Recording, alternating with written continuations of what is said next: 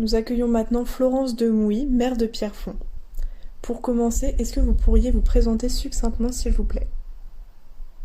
Alors, je m'appelle Florence Demouy, j'ai 47 ans, je suis le maire de Pierrefonds depuis le mois de mars 2020, j'ai pris mes fonctions vu les circonstances, vu la crise sanitaire le 28 mai. J'ai fait d'abord un mandat de conseillère municipale de 2008 à 2014 et d'adjointe à l'urbanisme de 2014 à 2020. Voilà. Euh, Sinon, je suis juriste de formation. J'habite Pierrefonds de façon. Alors, ça a été. Je vais vous raconter un peu ma vie. Je suis d'origine parisienne et mes grands-parents avaient une résidence secondaire à Pierrefonds qu'ils ont achetée en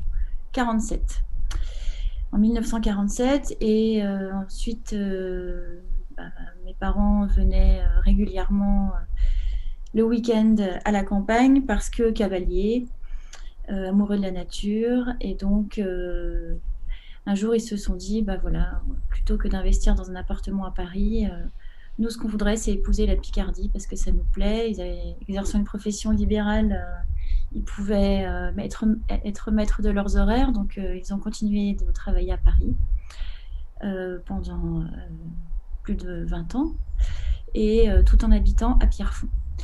Et moi, j'ai fait le chemin inverse. Donc, j'ai grandi une partie de mon enfance à Paris, puis à Pierrefonds. Je suis retournée faire mes études à Paris. Je me suis mariée et nous y avons vécu avec mon mari et mes enfants pendant 15 ans, tout en revenant tous les week-ends, parce que pareil, cavalier, amoureux de la nature, de la forêt essentiellement. Et puis, un peu le même virage professionnel qui a fait que mes parents sont retournés vivre à Paris et nous avons racheté la maison familiale.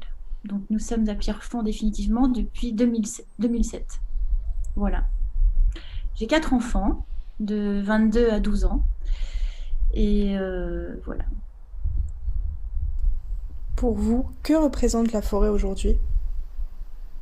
Alors, la forêt a toujours été un- à la fois un centre d'intérêt, de loisirs, euh, depuis que je suis toute petite, puisque j'ai rencontré la forêt très jeune, à vélo, à cheval, à pied. Et puis, voilà, l'évolution de la forêt. Enfin, la forêt est sur notre territoire et de manière générale et sur notre territoire parce que j'y vis un élément essentiel sur un tas de plans, sur un plan environnemental, écologique, de bien-être. C'est de toute façon, elle fait partie du paysage de notre région. Sur le plan touristique aussi, et sur le plan, comme je disais, environnemental et écologique, puisque la forêt est un important vecteur de CO2. Elle permet de capter énormément de gaz à effet de serre. Enfin, voilà, tous les enjeux de la forêt d'aujourd'hui, dont on parle énormément, puisque notre forêt est en pleine crise sanitaire. Donc, effectivement, elle est au cœur des débats, elle est devant les projecteurs, et je pense que c'est une très, très belle, très bonne et très belle chose qui est en train de se réaliser, puisque tous les acteurs, que ce soit institutionnels, économiques, associations, élus, sont en train de se mobiliser pour sauver notre forêt. Selon vous, quels sont les services que peut nous rendre cette forêt? Alors, la forêt, à mon sens, peut rendre un service à tout le monde, à commencer à sa, enfin, à elle-même, à la faune qui y vit, à nous tous, en tant qu'habitants, en tant que, je pense que pour toutes les personnes qui travaillent de la forêt, qui travaillent dans la forêt, que ce soit au niveau du bois, que ce soit, enfin, à tous les niveaux. Pour moi, c'est un élément essentiel, encore plus aujourd'hui, parce que, alors, actuellement, on subit deux crises, hein. Il y a la crise de la forêt, il y a la crise sanitaire, euh, qui, euh, qui sont complètement liées finalement sur le plan humain, puisqu'on s'est aperçu qu'à la sortie du confinement en mai, même bien avant, je sais bien, mais ça a été extrêmement flagrant en mai, comme le dit si bien l'ONF, ce désir de forêt. Ce désir de forêt par les hommes est très très présent et très flagrant actuellement. Donc voilà, pour moi la forêt a un rôle essentiel dans tous les domaines et surtout là, il faut qu'on fasse tout pour la sauver. Pourquoi, selon vous, la forêt est-elle un enjeu écologique aujourd'hui? Bah, cette forêt est une des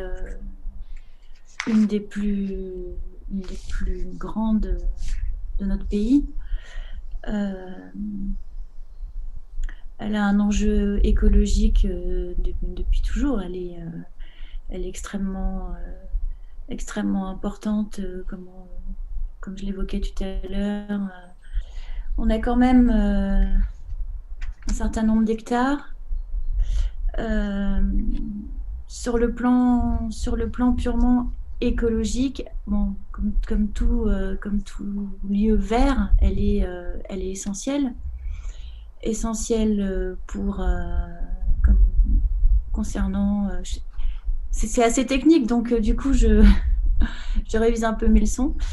Euh, En termes de captage de CO2, puisque d'après si j'ai bien compris, les arbres captent énormément de CO2, donc c'est extrêmement important pour nous. Et quand ils grandissent, jusqu'à leur maturité, mais aussi après quand ils sont coupés. Donc sur le plan écologique, la forêt a une importance dans son environnement, mais aussi après. Alors je marque un point là-dessus puisque c'est un gros sujet de polémique, hein, la coupe des arbres. Toutefois, c'est un point sur le plan écologique qui est important puisque ça permet ensuite ces arbres coupés conservent encore du CO2, ce qui permet par exemple, de rénover des maisons avec du bois. Ça sert pour les charpentes, ça sert pour l'isolation. Donc, il y a un point là important à mettre en avant sur l'importance du bois après sa coupe, dans la continuité de son importance quant au CO2, par exemple. Voilà. Après, sur le plan, voilà, c'est un des aspects écologiques. Il y en a tout un tas d'autres, hein. La forêt est extrêmement importante pour les animaux. Voilà.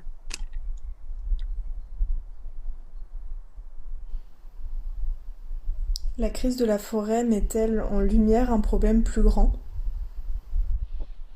Bah, la crise sanitaire de la forêt, elle est liée énormément au changement climatique. Donc forcément, ça ne concerne pas que la forêt.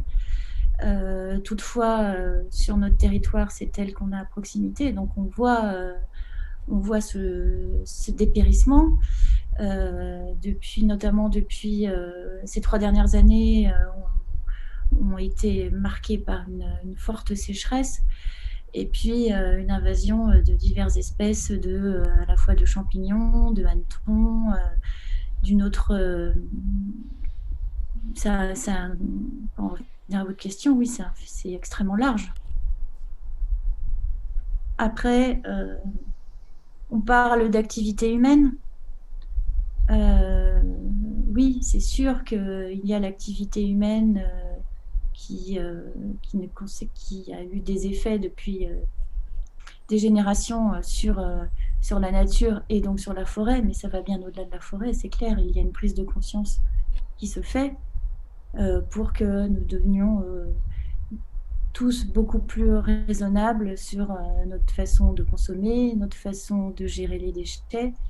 Euh, et ça a un impact énorme sur la planète, pas que sur la forêt. Mais d'après ce que j'ai compris, le phénomène naturel du réchauffement climatique, bien évidemment pour une partie liée à l'homme, à l'activité humaine, c'est extrêmement général.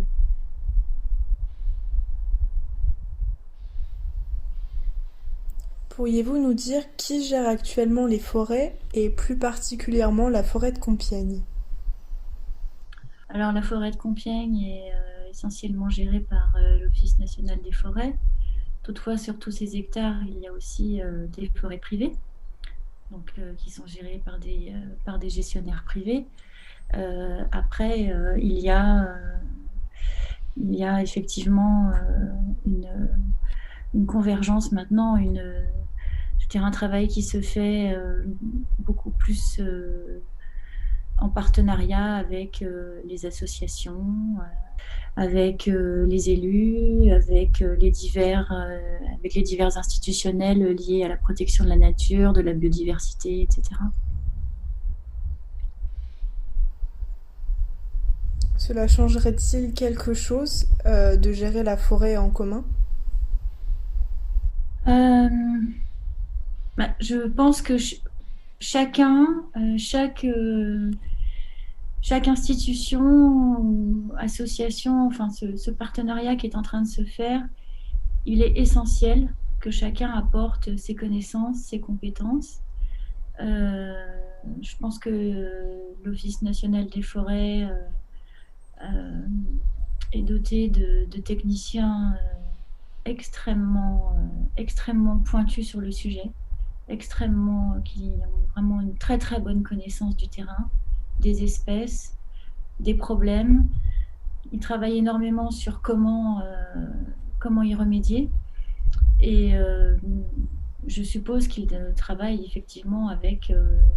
voilà, il y a un partenariat qui se fait et je pense que oui, c'est essentiel et je pense que c'est leur souhait aussi de travailler de plus en plus en partenariat avec les universités, avec donc les chercheurs, avec les associations, avec tous les institutionnels liés à un spécialiste de la nature, particulièrement de la forêt.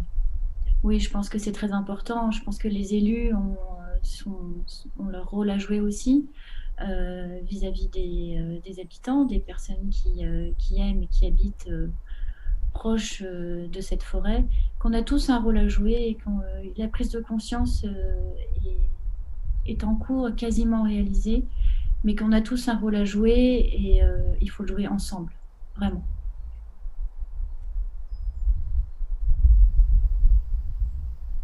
Pensez-vous qu'il faille gérer différemment la forêt aujourd'hui? Alors oui, je pense que, comme je le disais, il faut énormément de communication et de concertation et de pédagogie. Mais de ce que je vis actuellement, de ce que j'observe, c'est absolument en train de se faire.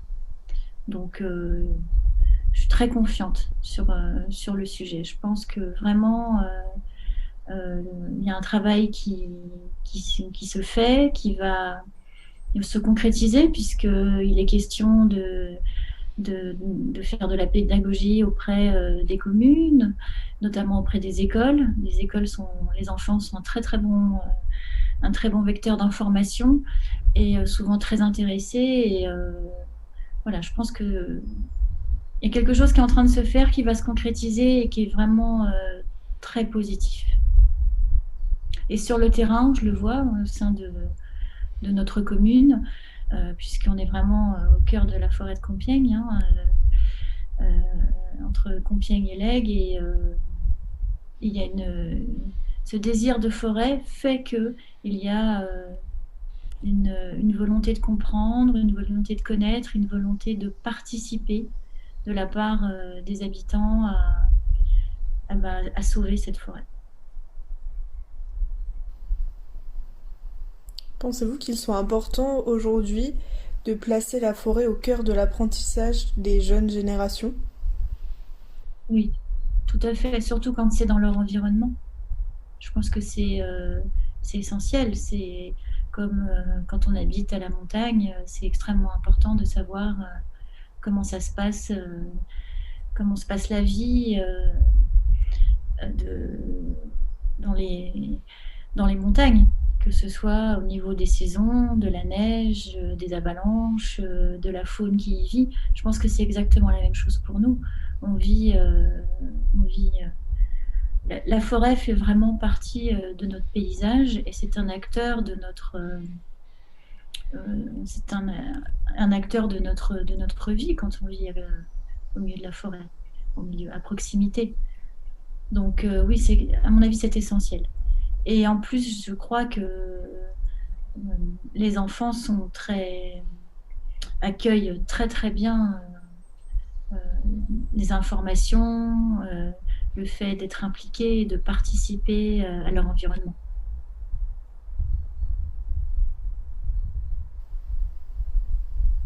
Comment imaginez-vous la forêt de Compiègne dans 25 ans? Alors,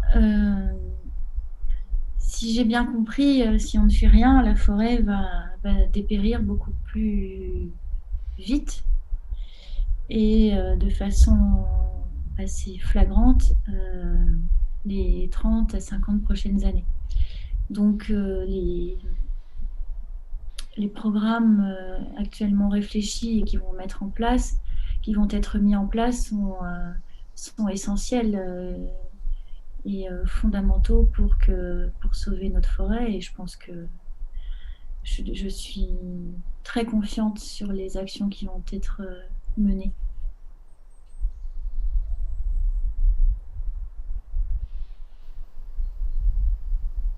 La libre évolution des forêts pourrait-elle être une solution, selon vous? Alors, je ne suis pas une spécialiste dans le domaine, mais d'après ce que j'ai compris, aujourd'hui, le constat, c'est non. Aujourd'hui, le constat, c'est qu'il faut intervenir. Et les études sur le terrain approfondies qui sont faites concernant le constat, le diagnostic de ce qui ne va pas, montrent qu'il faut agir et sont en train de se mettre en place les moyens d'action. Donc, voilà, de ce qui me revient à l'esprit, une des solutions, ce serait par exemple de se servir des comment ça s'appelle, des cerisiers pas ceux qui produisent des fruits, hein, mais une espèce qui finalement est très envahissante, n'est pas forcément très bonne pour la forêt, mais plutôt que de la combattre, de se servir de ses atouts pour planter à côté d'autres espèces, voilà, etc. Ça, c'est un des exemples que j'ai retenu. Donc, ça me fait penser qu'il y a un constat qui a été très précis et très bien mené, et des actions qui sont identifiées et qui vont être tentées pour sauver la forêt. Mais ça veut bel et bien dire que oui, aujourd'hui, à mon sens, d'après ce que je sais, ce que j'observe, ce que j'écoute, c'est qu'il faut une intervention. Il ne faut pas laisser la forêt en toute liberté voilà, évoluer et ne rien faire. Parce qu'en plus, bon, on a quand même des attaques les hannetons. Ça, c'est quelque chose qui m'a énormément frappée. Pour avoir arpenté la forêt à pied et surtout à cheval depuis des décennies, il y a des coins en forêt ou des futaies où il n'y a plus un seul arbre. Alors que j'ai connu ces enceintes-là absolument remplies d'épicéas notamment. Donc, aujourd'hui, il faut intervenir, oui, je pense.